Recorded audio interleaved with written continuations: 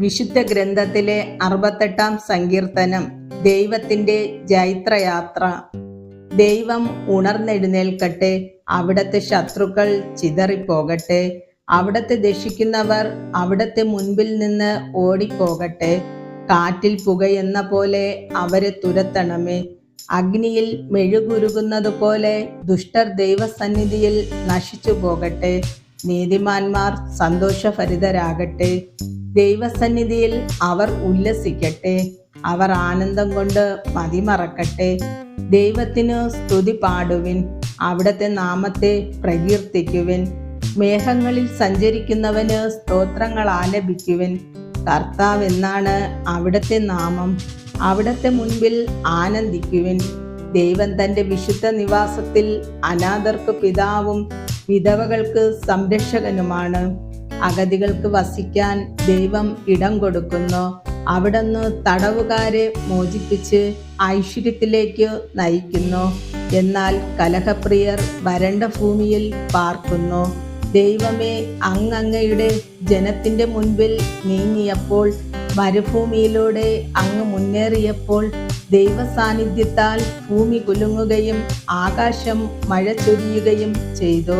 സീനായ് പോലും ഇസ്രായേലിന്റെ ദൈവമായ അവിടത്തെ മുൻപിൽ കുലുങ്ങിപ്പോയി. ദൈവമേ, അങ്ങ് ധാരാളം മഴ പെയ്യിച്ചു. അങ്ങയുടെ വാടിത്തളർന്നിരിക്കുന്ന അവകാശത്തെ പൂർവസ്ഥിതിയിലാക്കി. അങ്ങയുടെ അജഗണം അതിലൊരു വാസസ്ഥലം കണ്ടെത്തി. ദൈവമേ, അങ്ങയുടെ നന്മയാൽ ദരിദ്രർക്ക് ആവശ്യമായതെല്ലാം അങ്ങ് നൽകി. കർത്താവ് ആജ്ഞാപിക്കുന്നു, വലിയൊരു ഗണം ആ സത്വാർത്ത വിളംബരം ചെയ്യുന്നു. സൈന്യങ്ങളുടെ രാജാക്കന്മാർ പിന്തിരിഞ്ഞോടുന്നു, പലായനം ചെയ്യുന്നു. വീട്ടിലുള്ള സ്ത്രീകൾ കവർച്ച വസ്തുക്കൾ പങ്കിടുന്നു. നിങ്ങൾ ആട്ടിൻതൊഴുത്തിൽ ഒളിച്ചിരിക്കുകയാണോ? ഇതാ, വെള്ളി കൊണ്ട് പൊതിഞ്ഞതും തിളങ്ങുന്ന പൊൻചിറകുള്ളതുമായ പ്രാവിൻ രൂപങ്ങൾ. സർവശക്തൻ അവിടെ രാജാക്കന്മാരെ ചിതറിച്ചപ്പോൾ സൽമോനിൽ മഞ്ഞു പെയ്തു. ബാഷാൻ എത്ര ഉത്തുംഗമായ പർവ്വതമാണ്! അനേകം കൊടുമുടികളുള്ള പർവ്വതം, കൊടുമുടികളേറെയുള്ള പർവ്വതമേ, കർത്താവ് എന്നേക്കും വസിക്കാൻ തിരഞ്ഞെടുത്ത മലയെ നീ എന്തിന് അസൂയയോടെ വീക്ഷിക്കുന്നു? ആയിരം രഥവ്യൂഹങ്ങളോടെ കർത്താവ് സീനായിൽ നിന്ന് തന്റെ വിശുദ്ധ സ്ഥലത്തേക്ക് വന്നു. അവിടുന്ന് ഉന്നതമായ ഗിരിയിലേക്ക് തടവുകാരെ നയിച്ചുകൊണ്ട് ആരോഹണം ചെയ്തു. കലഹിക്കുന്നവരിൽ നിന്ന് പോലും അവിടുന്ന് കപ്പം സ്വീകരിച്ചു. ദൈവമായ കർത്താവ് അവിടെ വസിക്കും. അനുദിനം നമ്മെ താങ്ങുന്ന കർത്താവ് വാഴ്ത്തപ്പെടട്ടെ. ദൈവമാണ് നമ്മുടെ രക്ഷ.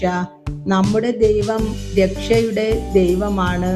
മരണത്തിൽ നിന്നുള്ള മോചനം ദൈവമായ കർത്താവാണ് നൽകുന്നത്. ദൈവം തന്റെ ശത്രുക്കളുടെ ശിരസ് തകർക്കും.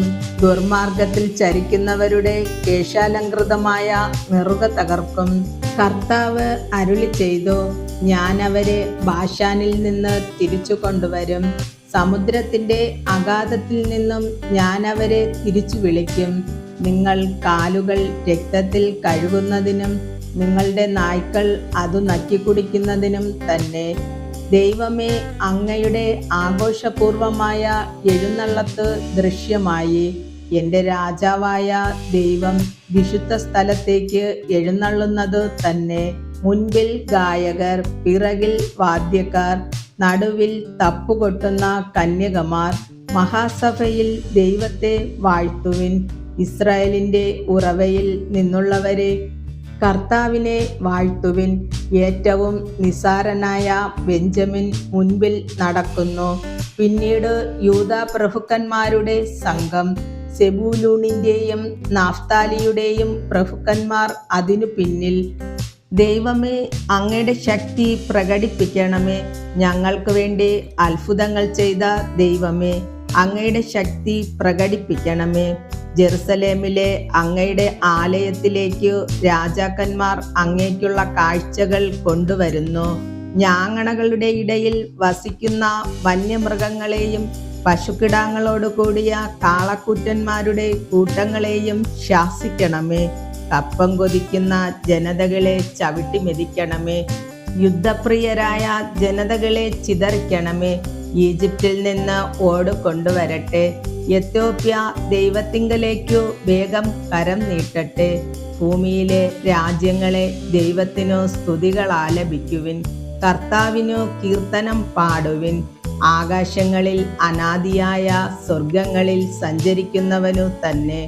അതാ അവിടുന്ന് തൻ്റെ ശബ്ദം ശക്തമായ ശബ്ദം മുഴക്കുന്നു. ദൈവത്തിൻ്റെ ശക്തി ഏറ്റുപറയുവിൻ. അവിടുത്തെ മഹിമ ഇസ്രായേലിൻ്റെ മേലുണ്ട്.